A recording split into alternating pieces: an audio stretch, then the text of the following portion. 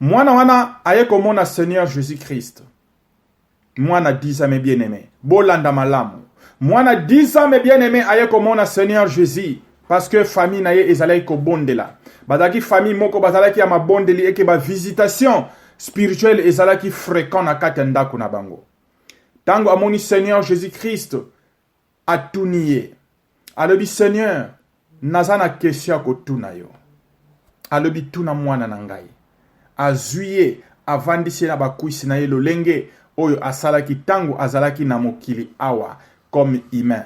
Aloki botika bana mike ba ya epai na ngai po bokonzi ya lola epesameli bango. Alléluia. Atuni question alobi ke tuna mwana na ngai ya mwasi. Eloko nini olinko tuna. Alobi ke to lembi po na ba masque. To lembi po na ba social distance. Yebisa ngai. Quand est-ce que corona oyo ekosila? Seigneur Jésus-Christ avec un amour profond comme un père. Aseki, asimbie na suki. Alobi, est-ce que papa ayebisaki yote na Matthieu chapitre 24? Alobi te, elobi nini? Alobi nae eloko moko me bien-aimé. Oyo, Seigneur a insisté que to sengeli koyeba.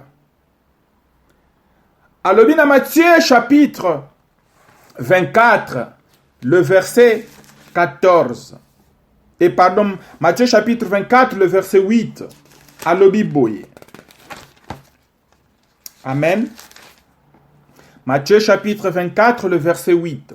Oyo répond Seigneur Jésus-Christ azopesa na mwana oyo atunike corona oyo to lembi yango. To lembi ko lata ba masque. Quand est-ce que mokili ekozonga normal? Mais bien aimé, yoka réponse à Seigneur Jésus-Christ apesi na mwana ya 10 ans. Alobi na ye boye. Yango nyonso wana ekozala kaka lokola ebandeli ya pasi mwasi ayokaka na tangu ya kobota. Mais bien aimé, Seigneur aye koloba yango que tout cela c'est un commencement de la douleur. Soko ye kotanga livre Matthieu mes bien-aimés. Kuna baye komonisa biso eke eza na succession ya babiloko oyo ezoko lakisake mokili oyo ezoko kene na kokufa. Tolo belango na sanso na pom tozala prêt.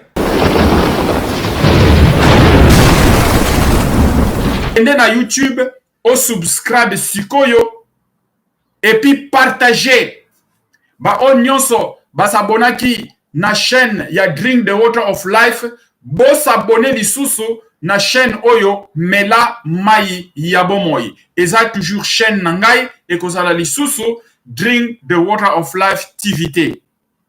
Et comme Mela Mai ya Bomoi TV. Ezali fondé na livre ya Jean chapitre 4 le verset 13 à 14. Selon recommandation oyo nkolo apesi ngai. Amen.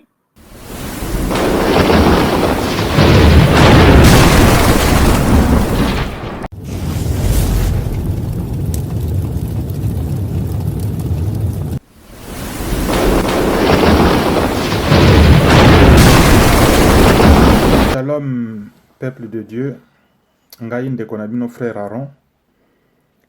Na ye lisusu na ba portable na bino, na ba tablette na bino pe na ba poste télévisé na bino. Koya kopesa message très important oyo nkolo aye po na yebisa ndeko moko a se préparer. Message oyo epesami mingi kasi nkolo a insisté po ete nakoka ko yebisa yango lisusu. Na forme ayeli ngai ezali eke aza tellement na kanda alobi ke aza ko bouger likolo pe mabele. Azali ko bouger likolo pe mabele ndeko na ngai. Avant tokota na message na biso, na ye koyebisa mutu oyo azali kolanda ngai eke akoka ko participer na évangélisation oyo tozali kosala na ba social media. Ezali ko toucher bandeko d'une manière impossible pe ba témoignage ezali koya ezali kobikisa bato meme na liwa pe mingi bazali ko changer bazali koyeba ete nzela bazali kotambola ezali komema bango na lobiko te kasi koparticiper na lolenge nini le fait que ozwi message okaboli yango na bacontact o na yo na WhatsApp pe oyebisi bango basabone tina toyebisaka bandeko basabone ezali mpona koluka mosolo te kasi ezali ke na ndenge okaboli message wana ekokomela ndeko moko pe akozwa lobiko nkolo akoyeba eke ezali grâce na yo mutu otindelaki message wana pe a ye kozwa lobiko na système na biso oyo pe na système à venir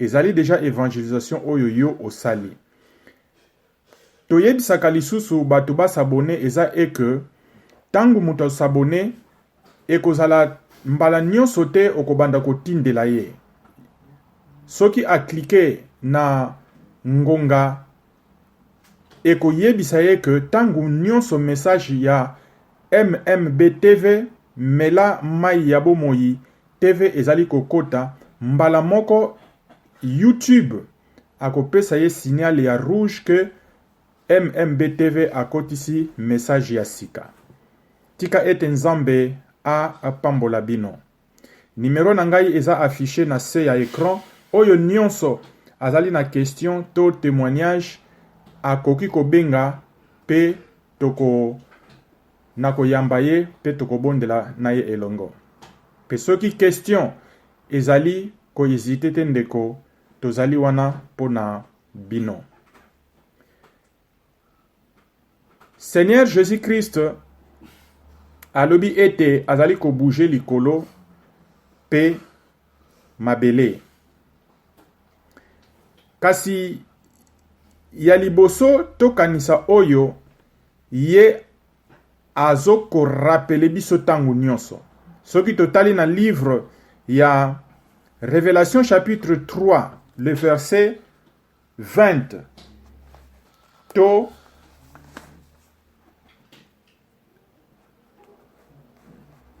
toyebisa basekele wana ezali livre ya Révélation na Lingala chapitre 2 le verset 20 alobi na biso ete eza mukapo oyo biso nyonso toyebi alobi ngai oyo na telemi liboso ya porte na bino pe nazali kobeta soki moto ayoki mongongo na ngai pe afongoli porte nakokota na ndako na ye bongo ngai na ye tokolia esika moko Alléluia.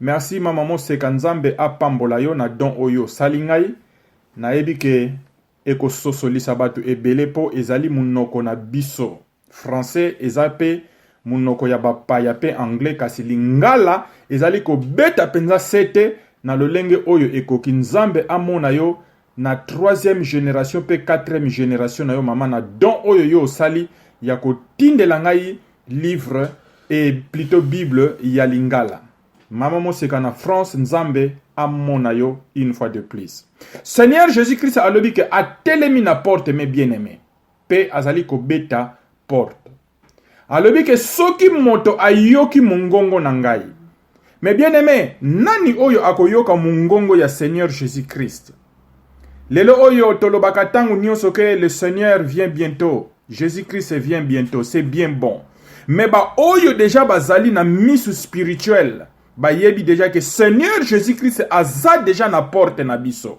pe azali ko beta ba oyo bazomona ke nanu azoyate il revient bientôt nde bango wana bazoko retarder kasi soki otie na misu ya spirituel ya koyeba ke Seigneur aza déjà wana azobeta porte mes bien-aimés okozala déjà prêt po alobi ke oyo akoyoka mungongo na ye nde epai na ye akoya pe akolia na ye elongo amen bilei oyo mes bien-aimés ezali spirituel Seigneur viendra akoya koyebisa yo makambo oyo sengeli komema na nation esengeli komema na peuple planini oyo lola ezali kosala po aza déjà awa. Quand on dit que il vient bientôt, mes bien-aimés, aza déjà sur le plan spirituel.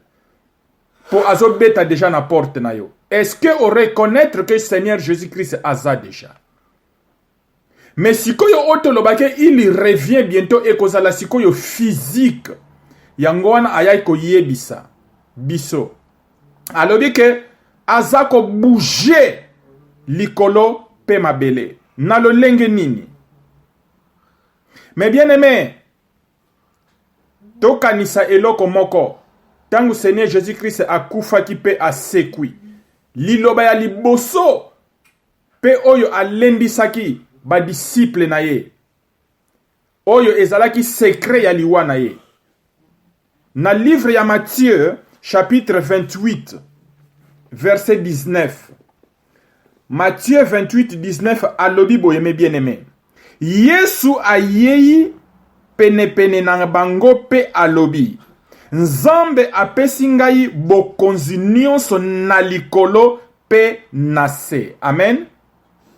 Alobi ke nzambe apesi ye bokonzi.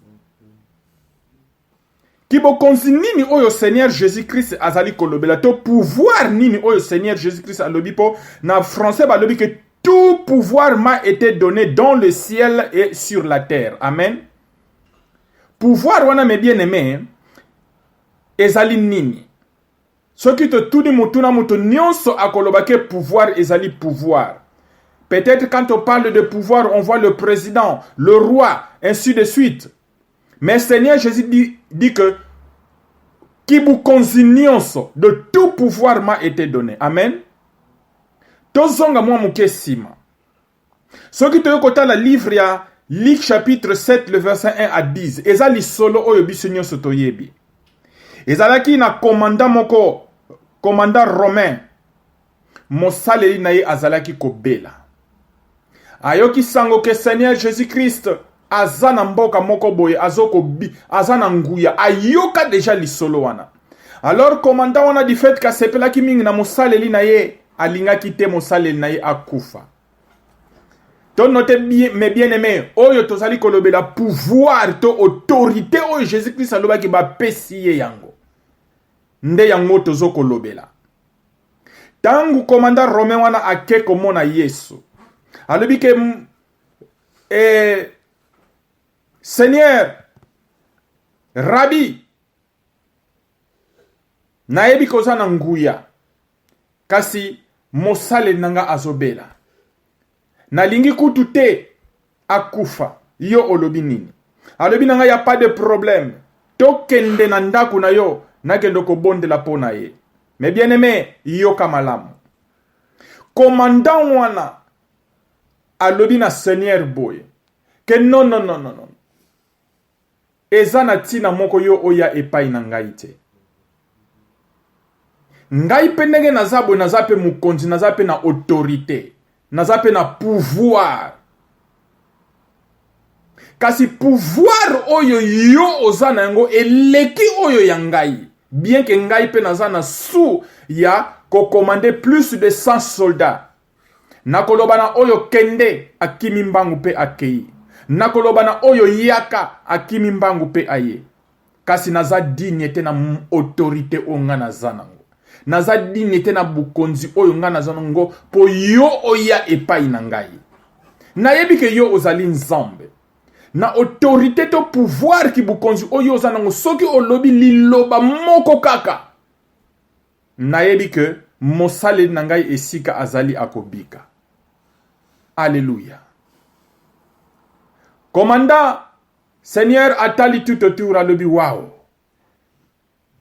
Natikala komona jamais kondima ya boye ezala na kati ya pays ya Jérusalem et pardon Israël. Amen. Ina Israël mobima natikali komona te mutu oyo azana kondima lokola mukonzi oyo. Mais aye ko reconnaître que bukonzi nanga eleki. Il suffit seulement de parler. Mais bien aimé, alobi ete kende. Tika ete esalamela lolenge oyo yo outi koloba yango. A hésita ki teme bien aimé azumpunda na ye na ba soldat na ye abaluki bazongi. Tango ba komi sur place, avant ba koma, cavalier moko ezali koya ba saleli mususu. Balobi nini ka qu'est-ce qui a kufi alobi te mokonzi akufi te. Na ye komona sur place tomoni kaka alamuki mbala moko atelemi alobi ki na komi malamu. Atuni ezalaki na nini? Hallelujah. Marenda la bosa. Ezalaki na nini? Ye alobi ke ezalaki ba ya boy. Balobi exactement. Nde ba wana Seigneur Jésus-Christ a déclaré qu'il en soit ainsi. Alléluia. C'est ça qu'on appelle le pouvoir, mes bien-aimés. Nzambe alobi kazoko utiliser pouvoir wana po a bouger mokili. Azali ko utiliser pouvoir wana, mes bien-aimés, pour être mokili e yeba ke ye azali nzambe.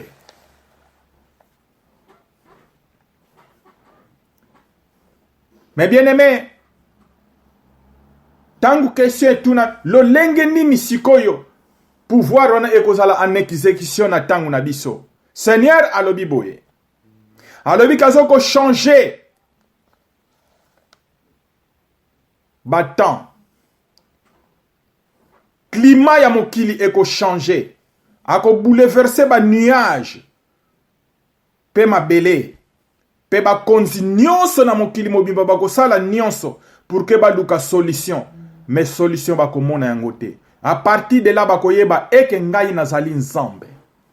Bako yeba que ce n'est plus encore de notre force, mais c'est le doigt de Dieu. Amen. Seigneur, ayeko loba eloko moko oyo ezana exode. Alors que boye botanga kite na exode.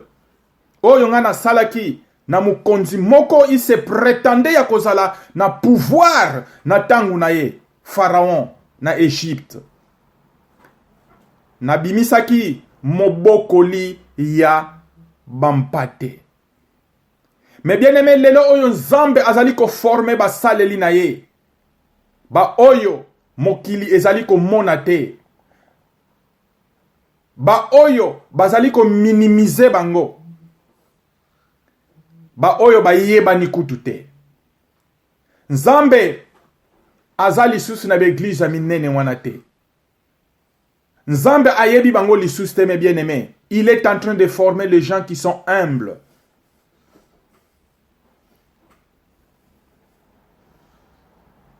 Na zwaki mobokoli yampate. Na pesie pouvoir, autorité. Asalelaki nini?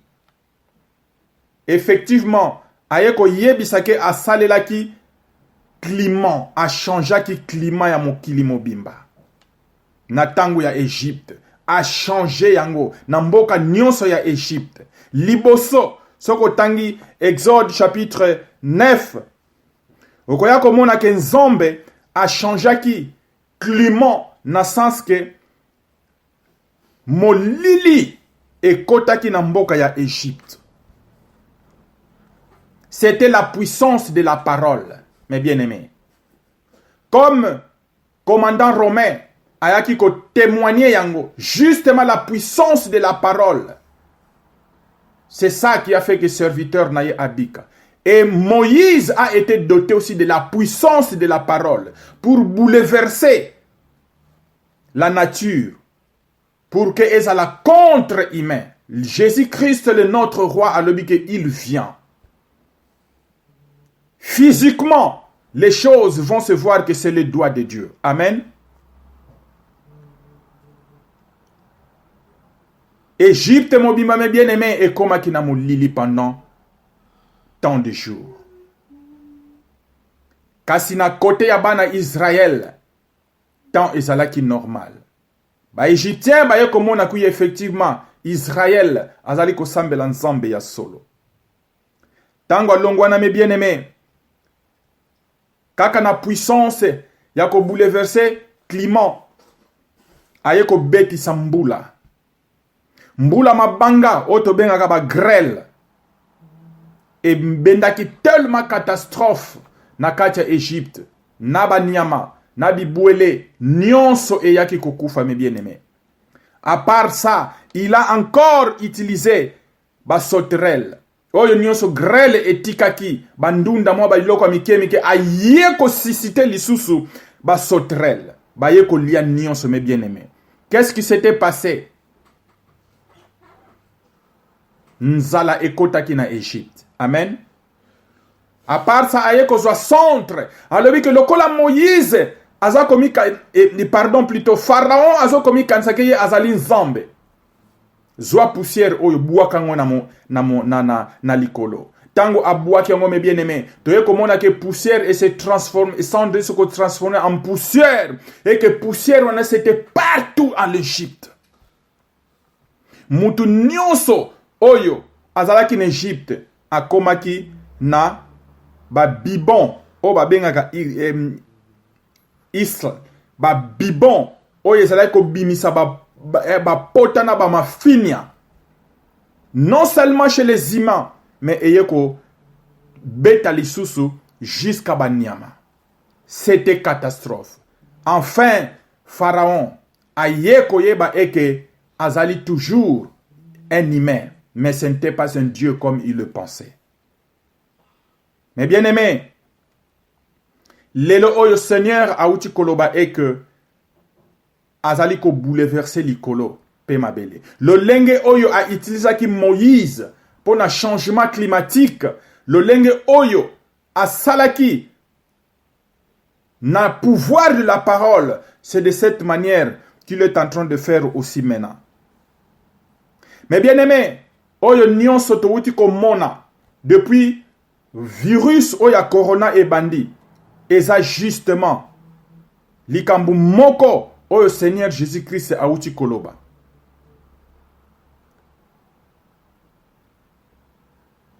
Et ça na mwana moko ya 10 ans. Na États-Unis, na Lancaster. À dans l'église, il y a pasteur Joseph Sweet. Na Lancaster, na États-Unis. Mwana wana aye komona Seigneur Jésus-Christ. Mwana 10 ans mes bien-aimés. Bolanda malamu. Mwana 10 ans mes bien-aimés aye komona Seigneur Jésus. Parce que famille naye ezalaki ko bondela. Bazaki famille moko bazalaki ya mabondeli eke ba visitation spirituelle ezalaki fréquent na kati ndako na bango. Tango amoni Seigneur Jésus-Christ atuniye. Alobi Seigneur, nazana question ko tuna yo. Alobi tuna mwana na ngai. Azuye avandisi na bakuisi na ye lolenge oyo asalaki tango azalaki na mokili awa comme humain. Alors que botika bana mikeba ya epai na ngai po bokonzi ya lola epesameli bango. Alléluia. Atuni question alobi ke tuna mwana na ngai ya mwasi. Eloko nini olinko tuna. Alobi ke to lembi po na ba masque. To lembi po na ba social distance. Yebisa ngai. Quand est-ce que corona oyo ekosila?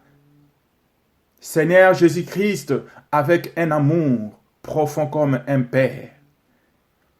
Aseki, asimbie na suki.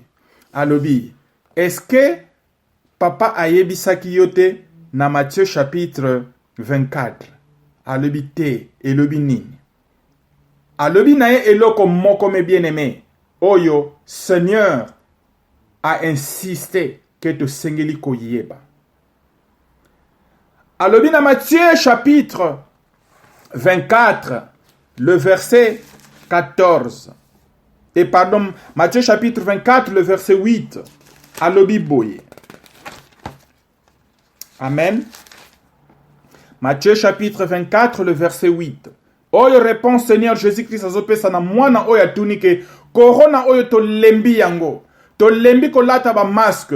Quand est-ce que mokili ekozonga normal? Mais bien aimé, yoka réponse à Seigneur Jésus-Christ a pesi na mwana ya 10 ans. Alobi na ye boye. Nyonso. Yango nyonso wana ekozala kaka lokola ebandeli ya pasi mwasi ayokaka na tangu ya kobota. Mes bien-aimés, Seigneur, aye koloba yango que tout cela c'est un commencement de la douleur.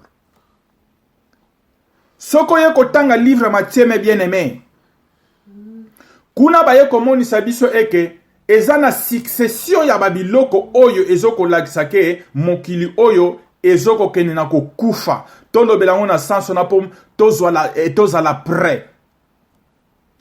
Seigneur alobi na mwana na ke pasi oyo ekosila lisusu te. Oyo ezali kaka ebandeli. Parce que nazali koya. Kende koyebisa papa. Tangu mwana alamuki ake koyebisa papa ke tala Seigneur alobi nange corona oyo. Ezaka ka ebandeli ke mokili ekozonga lisusu lolenge tozalaki te mes bien-aimés. Est-ce que ozali prêt pour na koyamba Seigneur Jésus-Christ? Message tozali komema mes bien-aimés, ezali justement 3 messages. Message à repentance, message à confession na sanctification. Ce qui m'ont confessé, ou se repentir, tambola na sanctification parce qu'il vient. Il a dit qu'il vient pour bouleverser le ciel et la terre. Bouger le ciel et la terre plutôt. C'est vrai, ce qu'autant livre à Matthieu, mes bien-aimés, eza na succession yaba makambu ekoya. Tala awa, lokola moi maîtrise ya coronavirus et bandi ko zuama. Bato bakomi na moi kimia, ba mususu bazui ba vaccin, ba mususu ekomi ata ozui corona, okoki ko maîtriser yango na moi babiloko moko ya mike soit omeli paracetamol ou soit oche mai ya moto ou bien par exemple, c'est ça mes bien-aimés. Mais néanmoins avec le prière les chrétiens ne sont pas vraiment touchés comme il faut. Parce que Nzambe aza kobate la bango. Loko la maîtrise et koti, vaccin et bimi. Qu'est-ce qui se passe? Mes bien-aimés, tolanda média. To uti koyoka, Israël a kangi déjà ba frontière naye. En Afrique du Sud, eza déjà koyinda kuna. Virus mususu e bimi en pleurs moko. Oyo e leki kutu. Coronavirus. Bazoko bengango Omicron. Omicron virus, mes bien-aimés, ezali ko boma ko leka plus. Et le monde, selon ma prophétie, zoko laksake toko kende de pire en pire en pire. Ça, c'est l'état, mes bien-aimés. La parole de Dieu est oui et amen. Personne qui peut enlever cela. C'est à toi et moi. Yakozala vraiment prêt. Yamba Seigneur Jésus-Christ. Seigneur Jésus-Christ a dit que mokili ekozonga lisusu ndenge ezalaki te. Nakansi tozoko yoka ba prophétie. Corona oyo Omicron tangu ezoya. Ba frontière ko kangama. Mingi basalaki ba réserve ya babiloko koliate enzala ekokota. C'est là où la Bible dit que la famine. Après la famine, mes bien-aimés, les gens vont mourir encore beaucoup dans des maisons. Et le virus qui vient là, et que ça est difficile pour pas qu'on soit vaccin nango. Mes bien-aimés, c'est mon appel. Il y a qu'on préparer bateau pour l'enlèvement. C'est mon appel, il y a qu'on préparer bateau na grande tribulation. Message nangai ezalaka pona ko bangi sabatute kasi pona ko yebisa ke tozala prêt parce que Seigneur Jésus-Christ aza déjà spirituellement et physiquement il vient. Premier signe oye bouleverser mon kili mobimba coronavirus et le deuxième ça vient Omicron virus mes bien-aimés. Israël a kangi ba frontière comme je le dis et en Afrique du Sud batu babandiko koufa déjà la peur est partout dans le monde. Quelle est ta position toi frère et sœur? Est-ce que okomema crainte na yo lokola batu mokili oyo bazana bo sosolité? La Bible dit que Dieu ne fait jamais quelque chose sans avoir révélé cela à ses serviteurs. Quand il lui révèle cela, boye, eza eke poto zwa précaution, to nouer ba relation na biso intime na Seigneur Jésus-Christ. Même si nous mourrons, mais to assure et que âme na biso e kozala sauver. Amen. Yangoana, mes bien-aimés, le Seigneur Jésus-Christ vient. Il vient, non pas comme Seigneur et Sauveur, mais il vient juger l'humanité tout entière. Est-ce que vous allez prêts? Que tout pouvoir lui a été donné dans le ciel et sur la terre. Oh, et sa succession, il y a événement. Il y a événement. Toko kende de pur en pire, mes bien-aimés, jusqu'à ce que le Seigneur viendra. Toko connaître moi tamoko ya moi relax, mais oyo ekoya ekozala susu pire. Na yeko bele la na mutu moko azali koyoka ngai. Ça c'est le temps de mettre ta vie en ordre. Tianda kuna yo na ordre, mes bien-aimés. Soki olinko yeba ko tianda kuna na ordre liko le wanini kende na MMBTV oko mona ba message mususu na tiana kati wana. Tianda kuna na ordre. Le Seigneur vient. Le Seigneur vient. Et il a bien dit qu'il vient comme un voleur dans la nuit. Il vient comme un voleur. Mais ba message o ezali ko pesa mana ba différence saleli en zambe. Ba différente ba saleli en zambe. C'est pour nous préparer physiquement et spirituellement. Amen. C'est justement ce que Dieu m'a dit de venir dire, que le temps ne sera plus comme avant. Après, Corona oyo Omicron et bandi déjà. Après, wana nzala makasi ezoko kota. Ndenge tozali kolanda yango, eko banda na France, peut-être na Chine, eko panza na Europe mobimba. Yangwana toyoka ki ba message mususu, et uti ko loba ete, c'est le temps pour que tokoka ko investir na ba mboka na biso na ba village natal. Et c'est vrai, c'est le même message au Seigneur Alobi que Azua ko frappé. On n'aura plus le temps d'acheter ni le temps de vendre. Car il est le Seigneur, le roi des rois. Il n'y a pas un autre Dieu dans les cieux et sur la terre, même sous les eaux. Ce n'est que le Seigneur Jésus-Christ de Nazareth, l'homme de Galilée, l'agneau qui ôte le péché du monde, les lions de la tribu de Juda. Ésaïe chapitre 9, le verset 5-6. Ayaki koloba prophétie pesamaki bambula na bambula.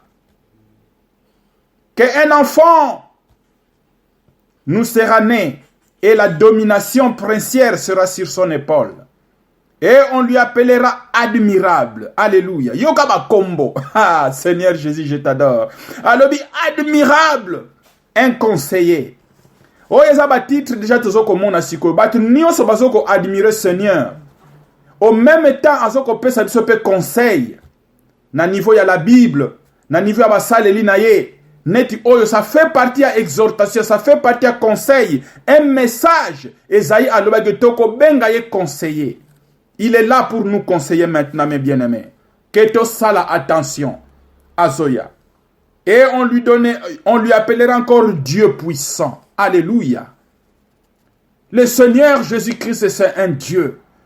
Oh, nion salobake Seigneur azan zambete asala mokili na ye. Parce que la Bible nous dit en Ésaïe chapitre 9, le verset 5-6, qu'on lui appellera Dieu puissant. Et en plus, le Père éternel. Oh, j'aime le Seigneur. Le Père éternel. Oh, alobake bagoko benga Seigneur Jésus-Christ papate. Awa, balobi ke aza Père éternel. Parce que alobi ke lui et le Père, ils sont un. Et prince de paix. Après avoir, oyo nyonso tozali kolekisa, ezala na mokili oyo, tangu tokokoma na nkembo na ye, c'est là. on vivra dans la paix éternelle. Et ce qui te m'a dit, moi, dans Isaïe 7, le verset 14, balobi que une fille sera enceinte et elle enfantera un fils et on lui donnera le nom d'Emmanuel. Alléluia. Emmanuel, confirmation, et il comme dans Matthieu chapitre 1, le verset 23, que effectivement, ayeko botama, bapese kombo Emmanuel. Alléluia. Qui signifie Dieu est avec nous.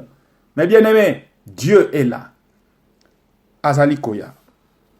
Tika ete nzombe apambola moko na biso ayoki message oyo bo partager yango ke nzambe Seigneur Jésus aye alobi ke azoko bouger likolo pe mabele ba signe oyo esalamaki na tangu ya Moïse liboso ya Pharaon ezoko banda ko salama. Il y aura des pestes et de pestes et de pestes. Le monde ne sera plus comme avant, mes bien-aimés. Tout se préparer. Chanda kunayo na ordre parce que il est en train de venir.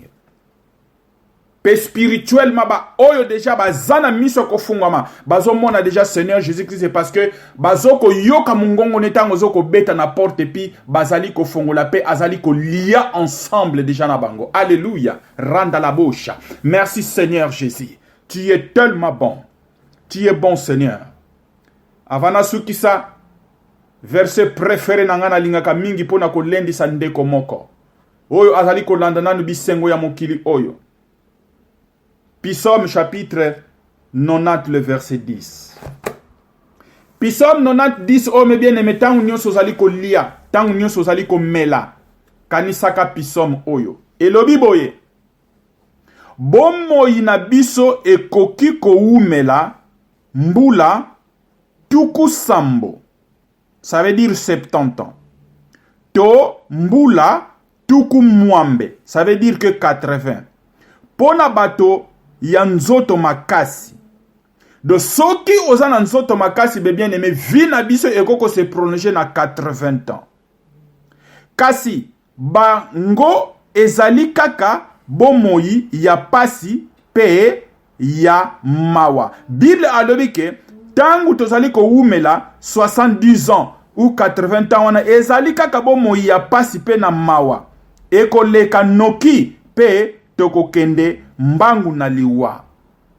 La vie, mes bien-aimés, est très courte. 70 ans ou 80 ans.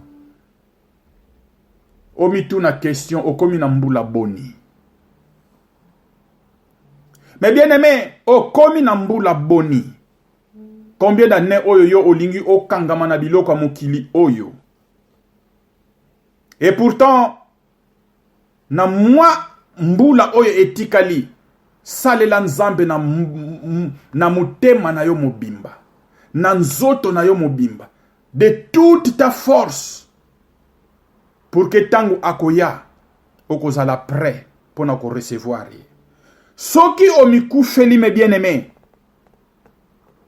okokende na nkembo mais esika oyo biso tozali kokende eza pona éternité me bien-aimé. Esika nini ozali ko bongisa éternité na yo. Eloko nini ozali ko kangamela na biloko ya mokili oyo.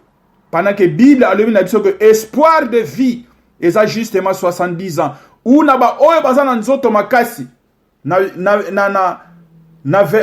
Bible ya anglais balobi que extra power. Donc na ba oyo bazana moi puissance oyo eza extérieure neto melaka moi ba kisi peut-être na moi ba condition mo kandengo oko kende un peu plus 80 ou plus. Même bien aimé et comme rare pour mon amutaza na 100 ans mais suka nango bon moyi eza mukuse par rapport à esika oyo tozali kokende. Tika ete nzambe apambola moko na biso oyo ezali message oyo Seigneur alobi ke naya kopesa bana na ye. Soki nan oyambi Seigneur Jésus-Christ te comme Seigneur au Sauveur. To ozali na difficulté na bo moyi na yo me bien aimé. Tia loboko no ya droite na kati ya motema na mulikola motema na yo. Nazoko bondela pe prière oyo Saint-Esprit ako visiter yo. Pe oko pesa témoignage. Yamba Seigneur Jésus-Christ comme Seigneur et Sauveur. Loba Seigneur na ye liboso présence na yo. limbisa masumu na ngai ona sala banda bomwana ti ntango nakomi na age oyo. Longolanga ba lien ancestral côté ya papa na nga pe ya mama na ngai. Nalingi nasala alliance na makila na yo oyo kufela ngai na montagne na Golgotha na la croix.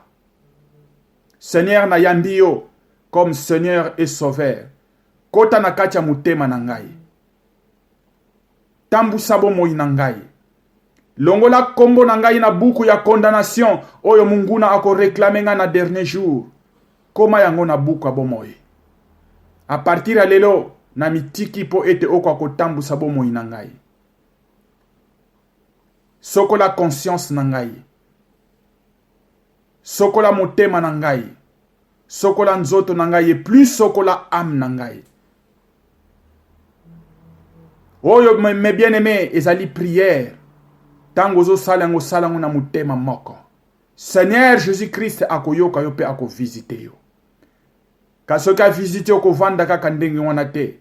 Zwa Bible na yo. Bandaka kotanga. Molimo mo santo ako sosolisa yo. Esika nini esengeli yo kende. Na église oyo bazali kote ya sanctification. Oyo bazali kote ya dépouillement. Oyo bazali kote ya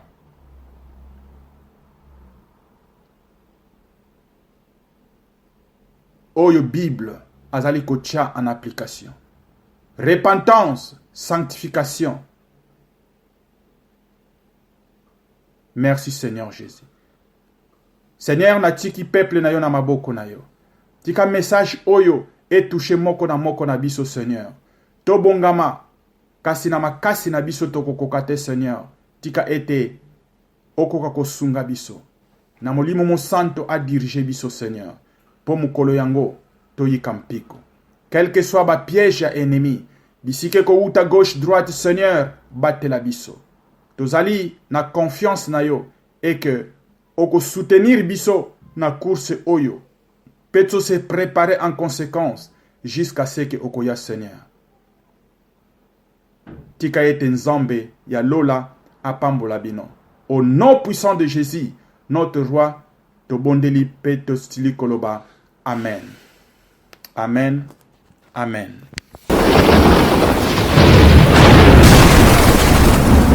Ende na YouTube, au subscribe sikoyo et puis partagez. Ba on nyonso ba s'abonaki na chaîne ya Drink the Water of Life, bo s'abonner lisusu na chaîne oyo Mela Mai ya bomoi. Eza toujours chaîne na ngai et kozala lisusu Drink the Water of Life TVT. Et comme Mela Mai ya bomoi TV. Ezali fondé na livre ya Jean chapitre 4 le verset 13 à 14. Selon recommandation oyo nkolo apesi ngai. Amen.